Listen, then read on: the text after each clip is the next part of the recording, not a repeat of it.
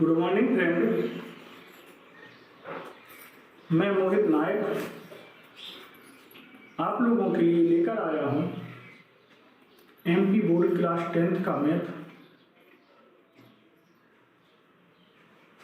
इसके बारे में मैं आपको पहले बता चुका हूँ कि मैं आप लोगों को सुबह 9 बजे प्रतिदिन एमपी बोर्ड क्लास 10th का मैथ पढ़ाऊँगा। इस लॉकडाउन में हमारे बच्चों की पढ़ाई पर कोई प्रभाव ना पड़े, इसके लिए मैं मोहित नायक आप लोगों के लिए एमपी बोर्ड क्लास 10th का मैथ लेकर आया हूँ। आप सभी लोग हमारे यूट्यूब चैनल नायक कोचिंग जीरा पर यह पढ़ सकते हैं। यह बिल्कुल निःशुल्क है। आज 1 मई से हमारा बैच स्टार्ट हो रहा है और यह आपका सिलेबस पूरा होने तक चलेगा। आप लोगों को पढ़ने में जो भी प्रॉब्लम आएगी उसको मैं सॉल्व भी करूँगा। व्हाट्सएप के माध्यम से मैं आपके डाउट क्लियर करवा दूँगा, या आपको वीडियो में कोई भी प्रॉब्लम आती है तो आप कमेंट में लिखकर हमसे कह सकते हैं। हाँ, तो सबसे पहले अपन लोग मैथ में ये जानने का प्रयास करेंगे कि मैथ है जो आपका, वो आप स्टार्ट कैसे कर सकते हैं। तो मैथ को शुरू करने के लिए आपको मैथ की कुछ बेसिक चीज़ें आना बहुत ज़रूरी है, जैसे कि गिनती, पहाड़ा, जोड़, बाकी, गुणा, भाग, एलसीएम, एचसीएफ, भिन्न, कुछ चीज़ें। संख्याओं का ज्ञान होना बहुत ज़रूरी है। इसके बाद आप लोग मैथ पढ़ सकते हैं, क्योंकि मैथ एक ऐसा सब्जेक्ट है कि अगर ये सब चीज़ें आपको नहीं आएंगी तो आप मैथ सही ढंग से कंप्लीट नहीं कर सकेंगे। तो हमारा बच्चों से अनुरोध है कि आप लोग सबसे पहले जितनी भी चीज़ें हमने ये बताई हैं ये आप पहले सीखें। उसके बाद आप क्लास 10th का मैथ पढ़ेंगे तो आपको अच्छे तरीके से समझ में आएगी। तो अपन स्टार्ट करते हैं मैथ। मैथ में सबसे पहले अपन इसका सिलेबस देखेंगे कि जो मैथ है इसमें कितने टॉपिक हैं, कौन सा टॉपिक किस बारे में है। ठीक है। हाँ, तो बच्चों आपके सामने क्लास 10th की गणित की विषय सूची है। इसमें अपन देखेंगे कि अपने मैथ में कितने टॉपिक हैं। तो आपका जो मैथ है इसमें कुल 15 टॉपिक हैं, 15 अध्याय हैं। पहले अध्याय का नाम है वास्तविक संख्याएं। क्या है? वास्तविक संख्याएं। इस वास्तविक संख्याओं में अपन पढ़ेंगे एलसीएम, एचसीएफ के बारे में, और अपन इसमें पढ़ेंगे अंकों की आधारभूत प्रमेय के बारे में, अप्रमेय संख्याओं के बारे में। इन सब चीज़ों के बारे में अपन पढ़ेंगे वास्तविक संख्याओं में। दूसरा है अपना बहुपद।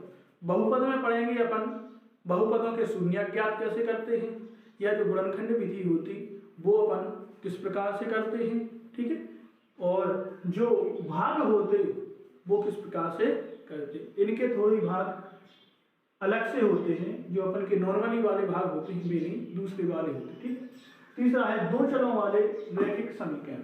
इसमें अपन पढ़ेंगे विलोपन, प्रतिस्थापन और दो चर होते जो वो किस प्रकार से होते, या दो समीकरण बनते वो किस प्रकार से बनते। अगला द्विघाती समीकरण। द्विघाती स्पष्ट है कि दो घातों वाले जो समीकरण होते वो किस प्रकार के होते हैं। इसमें कुछ भाषाई सवाल भी पढ़ेंगे और द्विघाती समीकरण के बारे में पढ़ेंगे। अगला है 5वां समांतर श्रेणियां।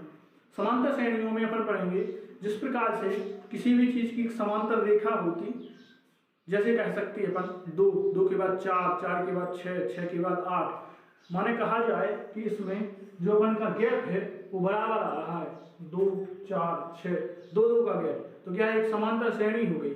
तो इसी प्रकार की समांतर श्रेणियां इसमें पढ़ेंगे। 6वां चैप्टर जो है वो है आपका त्रिभुज। त्रिभुज में अपन 3 भुजाओं वाले समूह के बारे में पढ़ेंगे। कितने प्रकार के त्रिभुज होते हैं इसके बारे में पढ़ेंगे, और त्रिभुज के संबंध में कितनी बातें कह सकते हैं वो भी इसमें पढ़ेंगे। अगला है निर्देशांक ज्यामिति। तो निर्देशांक ज्यामिति का मतलब है कि अपन को कोई अगर निर्देश दिया गया है तो उसमें अपन ज्यामिति कैसे बनाएंगे। तो ये भी चीज अपन किसमें पढ़ेंगे, निर्देशांक ज्यामिति में। अगला 8वां चैप्टर है त्रिकोणमिति का परिचय। तो त्रिकोणमिति में आपके में आएंगे साइन, कॉस, सेक वगैरह, इनके बारे में पढ़ेंगे। इनसे संबंधित सवाल भी पढ़ेंगे इसमें। अगला 9 त्रिकोणमिति के कुछ अनुप्रयोग। त्रिकोणमिति के कुछ अनुप्रयोग में साइन, कॉस भी आएगा, और इसमें आपका आएगा कि नीचे से ऊपर देखने पर या नीचे खड़े होकर आप किसी मीनार को देख रहे हैं या किसी पहाड़ की चोटी को देख रहे हैं तो कैसा कोण बनेगा, इससे संबंध में अपन कैसे सवाल हल कर सकते हैं। तो ये पढ़ेंगे अपन त्रिकोणमिति के कुछ अनुप्रयोग में। अगला चैप्टर है वृत्त। वृत्त आप जानते हैं गोला कहलाता है, तो गोले के बारे में अपन पढ़ेंगे। अगला 11वां चैप्टर है रचनाएं।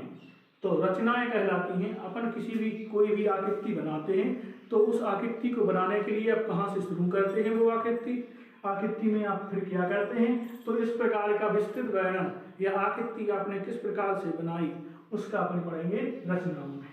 अगला वृत्त से संबंधित क्षेत्रफल। तो वृत्त के क्षेत्रफल होते, वृत्त ने कितना क्षेत्रफल घेरा है या एक वृत्त दूसरे वृत्त को काटता है तो उसके बीच में कितना क्षेत्रफल है, यह सब चीजें पढ़ेंगे हम वृत्तों के संबंधित क्षेत्रफल में। अगला पृष्ठीय क्षेत्रफल और आयतन। पृष्ठ किसी भी आकृति है, कोई भी आकृति है, उसका जो पृष्ठ होता है नीचे का उसका क्षेत्रफल या उसका आयतन, उसमें किसी चीज भरी जा सकती है या कोई भी शंकु, इसमें आएंगे आपके शंकु वगैरह, ठीक है। ये अगला है सांख्यिकी। सांख्यिकी में पढ़ेंगे माध्य, माध्यिका, बहुलक, ये सब चीजें अपन पढ़ेंगे सांख्यिकी के बारे में। और अगला है प्रायिकता। प्रायिकता के बारे में पढ़ेंगे अपन कि कोई भी चीज हो या बहुत सी वस्तुएं रखी हैं उसमें से किसी एक को निकालना है तो उसके बारे में अपन कैसे कथन कह सकते हैं या कैसे निकले, संभावना। प्रायिकता माने संभावना भी कह सकते हैं इसको। हाँ, अपन की ये सब विषय सूची अपन ने समझ ली है। इसमें आप लोग जितनी भी विषय सूची है ये लगभग कक्षा 9 में भी दी गई है इसी प्रकार से, और कक्षा 8 में भी इसी प्रकार की चीजें दी गई हैं। तो आप लोग इतनी जो चीजें हैं ये सब जानते होंगे और पढ़ भी चुके होंगे पिछली कक्षाओं में, ठीक है। तो अपन कक्षा 10th में इसके संबंध में इतना ही पढ़ेंगे जितना आपके मैथ में दिया गया हो, जिससे कि कम समय में आपका संपूर्ण सिलेबस हो सके और आपके नंबर भी बहुत अच्छे आ सके। हाँ बच्चों, अब अपन देखेंगे कि इसमें अपन पढ़ेंगे किस प्रकार से। तो देखो भाई, अपन का जो पढ़ने का तरीका होगा वो ये होगा कि सबसे पहले अपन पढ़ेंगे अध्याय 2 बहुपद। अब बहुपद क्यों पढ़ेंगे, पहला वास्तविक संख्याएं क्यों नहीं पढ़ेंगे, क्योंकि सबसे पहले अपन चीज पढ़ेंगे इजी वाली, सरल वाली। सरल चीज अगर आप पढ़ोगे तो आपको मैथ बहुत अच्छा लगेगा। अगर मैं पहले ही अध्याय से थोड़ी सी टफ चीज बताऊंगा तो आपको मैथ उतना अच्छा नहीं लगेगा। जो वास्तविक संख्याएं ये भी एक इजी टॉपिक है, लेकिन इसमें थोड़ी क्या है भाषा रहती है और इसमें बच्चे थोड़े से कंफ्यूज हो जाते हैं। ये चैप्टर तो इजी है, नॉर्मल है, लेकिन थोड़ी सी भाषा रहती है, इसमें बच्चे क्या हो जाते हैं कंफ्यूज। इस वजह से मैं इसको थोड़ी बाद में कराऊंगा जिससे कि आप लोगों को मैथ में पढ़ने में मजा आए, ठीक है। तो पहला बहुपद पढ़ेंगे, दूसरा इसके बाद पढ़ेंगे अपन 2 चरों वाले रैखिक समीकरण, तीसरा पढ़ेंगे द्विघाती समीकरण, चौथा समांतर श्रेणी। लगातार अपन ये 4 टॉपिक पढ़ेंगे, क्योंकि ये 4 टॉपिक मिलते जुलते हैं। ये 4 टॉपिक ऊपर वाला इससे जुड़ा, ये इससे जुड़ा और ये इससे जुड़ा। इसके बाद अपन पढ़ेंगे फिर 8वां चैप्टर त्रिकोणमिति से परिचय। त्रिकोणमिति का परिचय पढ़ेंगे, उसके बाद अपन पढ़ेंगे त्रिकोणमिति के कुछ अनुप्रयोग। ये 2 चैप्टर पढ़ेंगे। उसके बाद अपन आ जाएंगे यहाँ पे, तो अपन फिर पढ़ेंगे 14 और फिर पढ़ेंगे 15 अध्याय, माने सांख्यिकी और प्रायिकता। जब ये सब चीज हो जाएगी फिर अपन पढ़ेंगे वास्तविक संख्या। वास्तविक संख्याओं के बाद अपन त्रिभुज और निर्देशांक की ज्यामिति, और उसके बाद फिर अपन वृत्त, रचनाएं, वृत्तों से क्षेत्रफल और पृष्ठीय क्षेत्रफल। हाँ, तो आप सब लोग अपनी कॉपी निकाल के ये नोट कर लें कि अपन किस प्रकार से पढ़ेंगे, विषय सूची क्या है, इसमें कितने टॉपिक हैं और कौन कौन से टॉपिक आपके हैं। मैं आपको पूरी प्रश्नावली पूरे क्वेश्चन के साथ कराऊंगा, मैं क्वेश्चन भी नहीं छोड़ूंगा। आप लोग, अगर आप लोगों के पास मैथ है तो बहुत अच्छी बात है, अगर नहीं भी है तो आप कॉपी निकालें, ये विषय सूची लिख लें कि आपके क्लास 10th के मैथ में कितने टॉपिक हैं। आप लिखने के बाद मैं आपको क्वेश्चन भी साथ में बोलता चलूंगा और आप इसको लिख सकते हैं। विषय सूची नोट करें। अब अपन पढ़ेंगे बहुपद। अध्याय 2।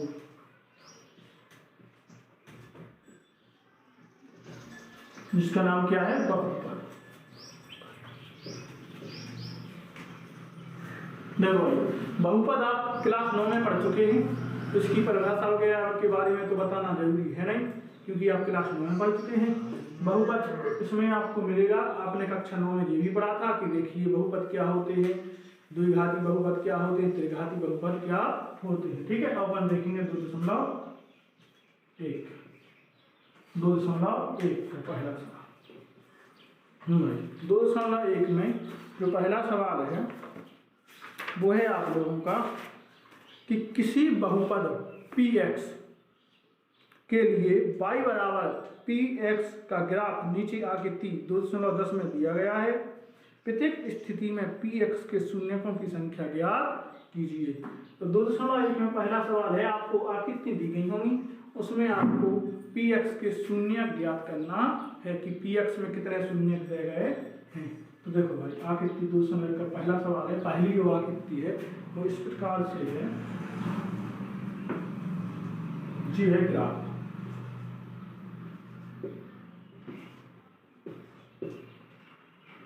तो आपको बताना है जो x वाली जो लाइन है इसके शून्य कितने हैं। ठीक है भाई, जी आकृति है, तो इसमें आपको बताना है कि px के शून्य कितने हैं। तो देखो बिल्कुल इजी है ये चीज कि px के शून्य ज्ञात करने के लिए आपको सबसे पहले ये देखना है कि आपका जो ग्राफ है, इस ग्राफ में क्या px को किसी और रेखा ने प्रतिच्छेद किया है, किसी और रेखा ने px को काटा है कहीं। तो अपन देख रहे हैं कि जी x वाली जो रेखा है इसको किसी भी अन्य रेखा ने नहीं काटा है। एक जो अन्य रेखा है वो y वाले को टच कर रही है, ना कि x वाले को। तो जब भी जितनी बार कोई भी रेखा इस x वाली रेखा को काटेगी या प्रतिच्छेद करेगी तो उसके शून्य उतने ही होंगे। तो आपको आंसर में केवल इतना लिखना है कि शून्यकों की संख्या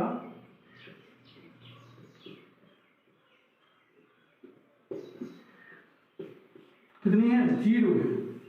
कितनी है, 0 है। क्यों? क्योंकि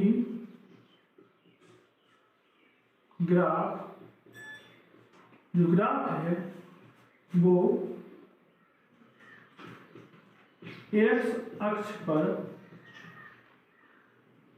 शून्यों की संख्या 0 है, क्योंकि ग्राफ x अक्ष पर कोई भी रेखा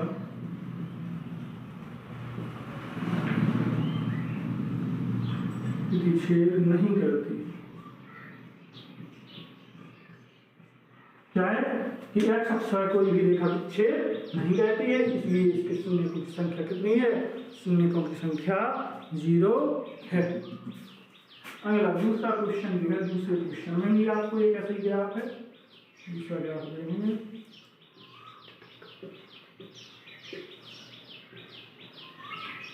दूसरा ग्राफ हम देखेंगे, ये है इस प्रकार से, यहाँ पर भाई 0 रहता है, इसमें 0 रहेगा। हाँ, ये इसमें आप देखें कि x वाली जो रेखा है इसको कोई अन्य रेखा प्रतिच्छेद कर रही है या नहीं।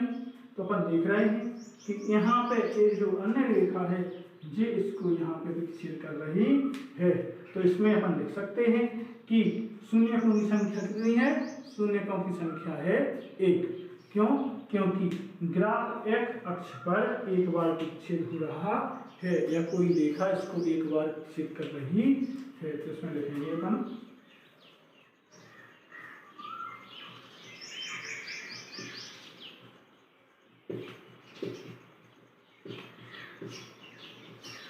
शून्यकों की संख्या 1 है, क्योंकि ग्राफ x अक्ष पर केवल एक बार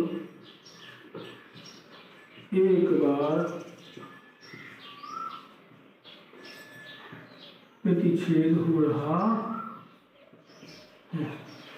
ग्राफ x अक्ष पर केवल एक बार प्रतिच्छेद हो रहा है, तो अपन इसमें कह सकते हैं कि इसके शून्यकों की संख्या 1 है। कितना इजी है, बहुत इजी सवाल है। हाँ भाई, तीसरा सवाल अपन देखेंगे। तीसरे में भी ग्राफ दिया गया है आपको, तो सबसे पहले ग्राफ बनाओ।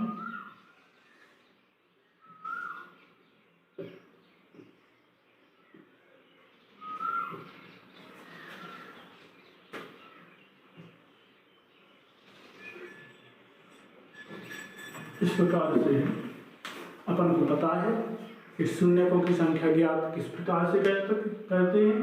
तो शून्यकों की संख्या ज्ञात करते हैं कि इस x वाले अक्ष पर कोई अन्य रेखा जितनी बार प्रतिच्छेद करती है उसमें शून्यकों की संख्या उतनी ही होती है।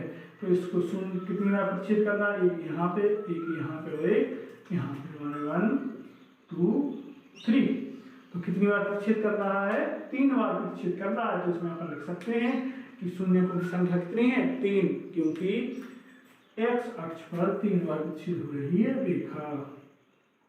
तो शून्यकों की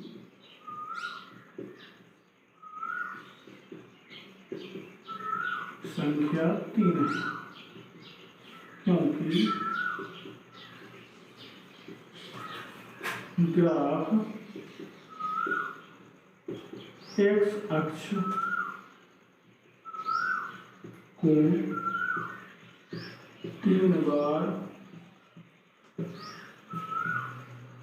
प्रतिच्छेद कर रहा है। बस हो गया आंसर। कितने इजी सवाल हैं, इजी लग रहे हैं ना सब लोगों को। आप लोग सब सवाल लिखते जाना, ठीक है। सब सवाल जितने भी आपके हो रहे हैं आपको सबको नोट करना है। इसकी आप फेर भी बना सकते हैं। अगला चौथा सवाल जो है इसका भी एक ग्राफ है, ये देखिए सबसे पहले।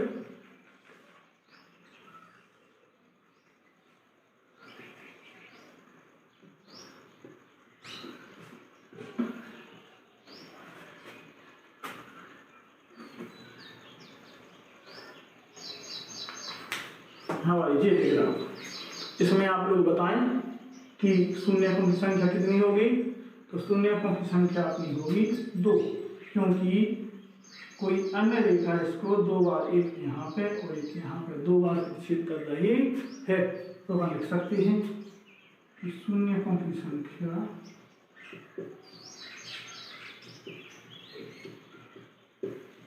कितनी है, 2 है, क्योंकि ग्राफ x अक्ष पर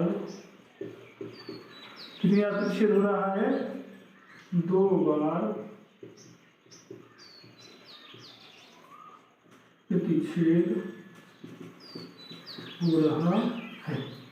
ठीक है भाइयों, तो कितने सवाल हो गए अपने? 4 सवाल हो गए हैं। अब अगला सवाल,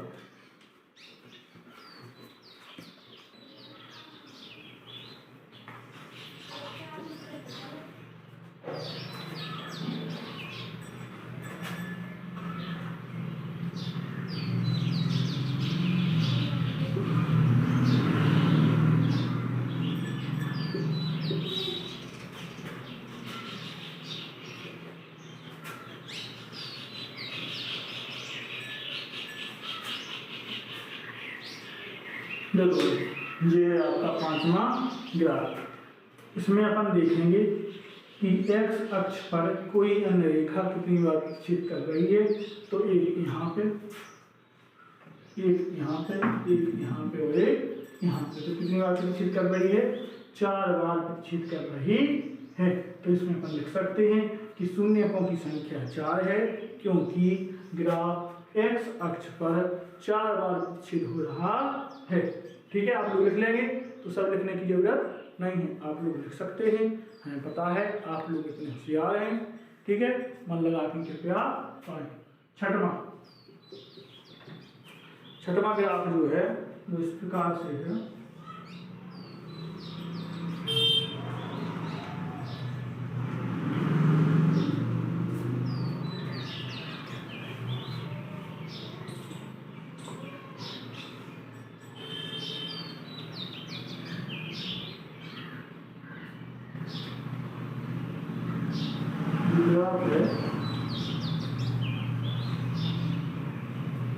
केवल इस रेखा को टच करता है, नीचे नहीं जाता है। ठीक है, तो इसमें शून्यकों की संख्या कितनी होगी बताइए सब लोग? इसमें शून्यकों की संख्या होगी 3, क्योंकि ग्राफ इसको 3 बार प्रक्षेप, एक यहाँ पे, एक यहाँ पे, एक माना जाएगा यहाँ पे, क्योंकि यहाँ पे एक बार अगर नीचे जाके फिर आता तो 2 बार करके यहाँ पे, लेकिन एक बार यहाँ पे भी एक बार। तो शून्यकों की संख्या कितनी होगी इसमें? शून्यकों की संख्या होगी 3, क्योंकि ग्राफ x अक्ष को 3 बार प्रक्षेप कर रहा है। ठीक है, हाँ, तो ये अपने कितने सवाल हो गए हैं? अपने ये सवाल हो गए हैं 6। अपन देखेंगे, हाँ, अपन का 1.1 कंप्लीट हो चुका है। अपन देखेंगे 2.1 कंप्लीट हो चुका है। अपन देखेंगे 2.2। देखिए 2.2 में जो पहला क्वेश्चन होगा वो है कि निम्न द्विघाती बहुपदों के शून्य ज्ञात कीजिए। देखो इसमें आपको शून्य ज्ञात करने हैं, इसमें आपको ग्राफ नहीं है, इसमें आपको एक समीकरण दिया गया है, बहुपद दिया गया है द्विघाती, उससे शून्य ज्ञात करना है और शून्यकों तथा गुणांकों के बीच के संबंध की सत्यता की जांच कीजिए। तो देखो इसमें अपन को सत्यता की भी जांच करनी है और शून्य ज्ञात करने हैं। तो भाई अपन सबसे पहले देखेंगे इसके शून्य। तो क्वेश्चन आपने सुन ही लिया है, आप लोग लिख सकते हैं या आप लोग मैथ में देख सकते हैं, उसके बाद यहाँ पे अपन देखेंगे। तो पहला क्वेश्चन जो है इसका पहले का पहला, x² - 2x - 8। देखो भाई x² - 2x - 8, इसमें अपन देखेंगे देखो जे गुणनखंड विधि। तो गुणनखंड विधि बहुत सरल भी है और बहुत कठिन भी मानी जाती है। ठीक है, तो आप ध्यान से देखें तो आपको बिल्कुल सरल लगेगी। तो इसके कुछ स्टेप बाय स्टेप हम आपको बताते हैं। सबसे पहले इसमें काम होता है, पहला जो काम इसमें होता है विधि में कि क्या करना, अपन को सबसे पहले इसमें देखना कि क्या ये द्विघाती बहुपद है या नहीं है। अगर द्विघाती बहुपद नहीं है तो आप इस विधि को लगा के ये नहीं कर सकते हैं। तो द्विघाती बहुपद देखने के लिए अपन देखेंगे सबसे पहले जो चर है, चर में सबसे पहली घात 2 होना चाहिए, उसके बाद चर में घात 1 होना चाहिए और फिर उसके बाद एक अचर पद होना चाहिए। तो अपन देख रहे हैं कि x² चर में घात 2 है, -2x चर में घात 1 है और -8 माने अचर है। अब आप देख रहे हो, सोच रहे होंगे चर अचर क्या होता, तो देखो जो एक्स वाई जेड होते ये होते चर, क्या होते चर, और जो गणित के अक्षर होते गिनती वाले अक्षर होते वो होते अचर।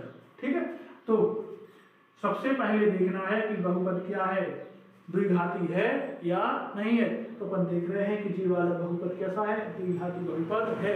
हाँ, जब द्विघाती बहुपद है तो इसमें अपन लोग गुणनखंड विधि लगा के इसके शून्य अज्ञात कर सकते हैं।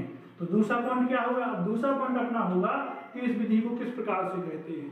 तो देखो भाई, इस विधि को करने के लिए सबसे पहले अपन लास्ट वाला अंक देखेंगे। लास्ट में क्या है 8, ठीक है, लास्ट वाला अंक देखेंगे और सबसे शुरू वाला। अब शुरू वाला क्या है एक्स स्क्वायर, शुरू में अंक है नहीं है। तो जब भी किसी संख्या के आगे, किसी ABCD की संख्या के आगे कोई चिन्ह नहीं, कोई अक्षर नहीं रहता है, कोई अंक नहीं रहता है, तो उसके आगे हमेशा 1 माना जाता है। और अगर किसी भी संख्या के आगे कोई चिन्ह नहीं है, जैसे मैंने लिख दिया यहाँ पे 4, इसके आगे क्या कोई चिन्ह है, नहीं है, तो किसी भी संख्या के आगे अगर कोई चिन्ह नहीं है तो उसके आगे हमेशा प्लस या धन का चिन्ह माना जाता है। यहाँ पे माना जाता है, लिखा नहीं जाता है, माना जाता है, यह सही। अब ABCD का कोई भी अक्षर हो, माने चर कोई भी अक्षर हो, जैसे X है, A है, C है, इनके आगे कौन कौन से अक्षर हैं, तो इनके आगे 1 माना जाएगा, अपने आप 1 माना जाएगा, लिखा नहीं जाएगा। ठीक है, तो सबके आगे क्या माना जाता है, 1 माना जाता है। चर के आगे, चर के आगे हमेशा 1 माना जाता है। ठीक है जी, आपको पता ही होगा, यहाँ पे भी देख लो। देखो भाई, तो यहाँ पे क्या माना जाएगा, 1 माना जाएगा, बिल्कुल माना जाएगा। तो भाई सबसे पहले अपन यहाँ पे क्या करेंगे कि लास्ट वाले का गुणा आगे वाले में करेंगे। तो 8 का गुणा करेंगे किसमें, 1 में। तो 8 का गुणा किसमें करेंगे, 1 में। तो 8 एकम 8। तो गुणा करने में कितने आए, कितने आए भाई, 8। तो गुणा में चाहिए अपन को 8, और बीच वाला जो है, ये बीच वाला,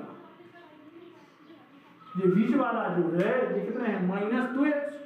तो जोड़ने या घटाने में आना चाहिए अपने 2, जोड़ने या घटाने में कितने चाहिए, 2, गुणा करने में कितने चाहिए, 8। ऐसी संख्या आप लोग खुद सोचो, ये वाली संख्या सोचनी पड़ती है, या अगर आपको ऐसे नहीं आ रही है तो ये गुणनखंड करके ही संख्या पता चला लेते हैं। लेकिन वो बड़े क्वेश्चन है आपके, तो नॉर्मली क्वेश्चन आएंगे जो आपके मैथ में दिए गए हैं, बस उतने ही को अपन को सॉल्व करना है। आपके पेपर में भी उतने ही सवाल आएंगे, एक्स्ट्रा सवाल नहीं आते आपके में, उदाहरण वाले भी आ जाते और प्रश्नावली भी वाले आ जाते। तो आप लोग को उदाहरण भी करना है और प्रश्नावली वाले भी करना है।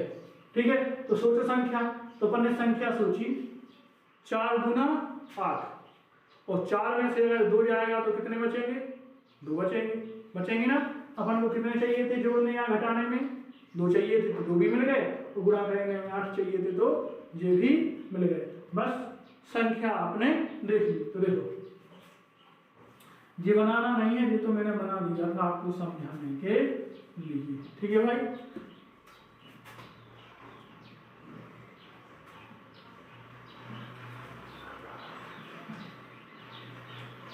हाँ भाई, तो क्या है अपन ने देख लिया कि गुणा करने में कितने चाहिए 8, और जोड़ने घटाने में कितने चाहिए -2। देखो तो इसको करेंगे, सबसे पहला वाला अक्षर जैसा भी लिखा है वैसे लिखना है, ज्यों के त्यों लिखना है, इसमें करेक्शन नहीं करना है ना कुछ करना है। लास्ट वाले अंक को भी अपन को ज्यों के त्यों लिखना है, इसमें करेक्शन नहीं करना है। बीच वाले को करेक्शन करना है। बीच वाले में आपका आया 4 - 2। देखो तो अपन को यहाँ पे चाहिए -2, क्या चाहिए -2। तो अपन देखेंगे कि -4x लिखें और +2x लिखें, तो क्या आएगा, -4 में से +2 जाएंगे तो कितने बचेंगे, -2 बचेंगे। बस सही है अपना।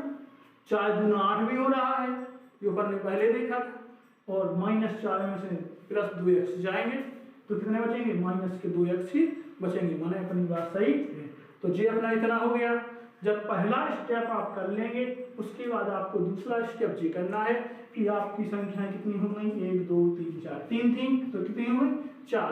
अब 4 में से अपन 2 2 कॉमन लेना है, इन 2 में से कॉमन लेना है और इन 2 में से भी कॉमन लेना है। तो इन ये 4 संख्या है इनमें 2 2 संख्याओं में से कॉमन लेना है, तो पहली 2 और लास्ट की 2, ठीक है। तो इन 2 संख्याओं में से कॉमन लेंगे। कॉमन क्या कहलाता है लेना? कॉमन लेना कहलाता है कि उन दोनों संख्याओं में जो भी संख्याएं एक सी हों या दोनों में किसी का भाग जाए वो अपन बाहर ले लेंगे, ठीक है, और जो बचा उसको कोष्टक के अंदर बचा देंगे। तो इसमें अपन देखेंगे कि दोनों साइड क्या दिख रहा है, अपन को x दिख रहा है। क्या दिख रहा है? x दिख रहा है। तो x दिख रहा है तो इसमें से कॉमन क्या लेंगे, अपन x ले लेंगे। x कॉमन आ गया, बाहर निकाल लेंगे x। अब अंदर क्या बचा देखना, यहाँ पे x स्क्वायर है माने x 2 है, तो x तो एक x यहाँ पे आ गया। अब कोष्टक के अंदर कितना x बचा, एक x यहाँ पे बचा, तो कॉमन में एक x यहाँ पे आ गया, माइनस का माइनस। देखो ये यहाँ का x है तो आगे आ गया। अब बचा क्या, यहाँ पे तो बचे 4, तो क्या लिख रहा है हमने 4 लिख दिए, ठीक है। हाँ तो इतने कॉमन आया। अब आगे वाले में से कॉमन लेना। अब देखो यहाँ पे x है, यहाँ पे तो x ही नहीं, तो मैंने x तो कॉमन ले नहीं सकते हैं। अब क्या कॉमन ले सकते हैं, अपन ले सकते हैं कॉमन 2। 2 का भाग इसमें भी जाएगा और 2 का भाग इसमें भी जाएगा, तो इसमें अपन ले लेंगे कॉमन +2 या 2। देखो तो यहाँ पे 2x थे तो 2 तो यहाँ पे आई है, क्या बचा x बचा माइनस 2 का भाग 8 में 2 चौका 8, कितने आए 4। हमेशा जे वाली और जे वाली संख्या एक सी होना चाहिए, दोनों संख्याएं जे एक होना चाहिए, इसमें अलग अलग संख्या नहीं होना चाहिए, ठीक है। तो कितने हो गए x - 4 x +2। देखो भाई जे सेम थे, जे यहाँ ले लिए, बचे क्या आगे यहाँ का x बचा, यहाँ का +2 बचा, तो x +2 यहाँ पे ले लिए और जे एक समान थे जे आगे ले लिए, ठीक है। हाँ अब इन दोनों के बराबर क्या लेने पर 0 ले लें तो शून्य क्या निकल आएंगे, हम देखेंगे बराबर क्या ले लेंगे, यहाँ पर लिख लो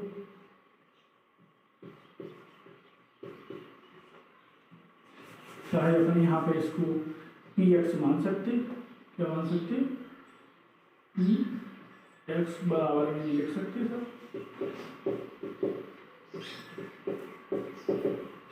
इसमें लिख सकते px बराबर में। तो px बराबर में सवाल आ गया तो नीचे लिख दो px बराबर क्या लेने पर 0 लेने पर, px बराबर 0। अगर px के बराबर 0 ले लेंगे तो अपन का आएगा x - 4 x +2 बराबर क्या आ गया, ये यहाँ पे 0 लिखते हैं, इस साइड 0 ले लिया तो क्या आ गया, यहाँ पे 0 आ गया।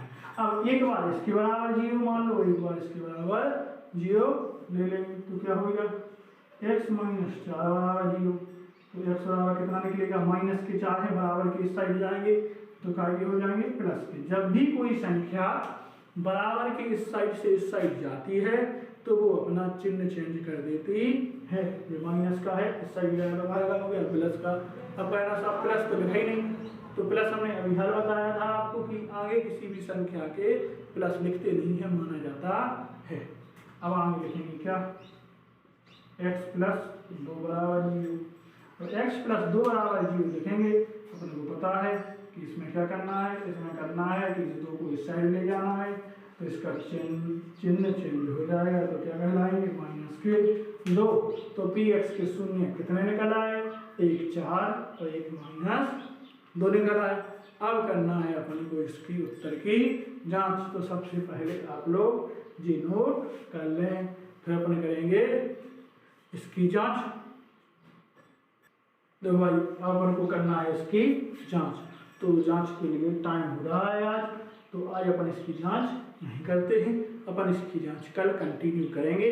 आप लोग सबसे पहले इतना सीखें जे अगर आप दीदी यहाँ पे गुणनखंड सीख गए तो आप ये मानो कि लगभग इसमें से आपके पेपर में सवाल आता ही है, पक्का आता है। एक गुणनखंड लगभग आपके पेपर में आएगा, लगभग आपके पेपर में एक गुणनखंड आता है। सबसे पहले आप इस गुणनखंड को देखें, घर पे 2 बार लगाएं और कल मैं इसकी जांच बताऊंगा, तो आप लोग जांच रेगुलर रखें, ठीक है।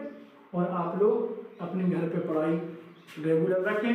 प्रतिदिन सुबह 9 बजे हमारा वीडियो आएगा, आप उसको देखें, शेयर करें एंड हमारे चैनल को सब्सक्राइब करें, जिसके लिए मैं आपको धन्यवाद देता हूँ। सभी लोगों को हमारा धन्यवाद। कल कंटिन्यू हूँ।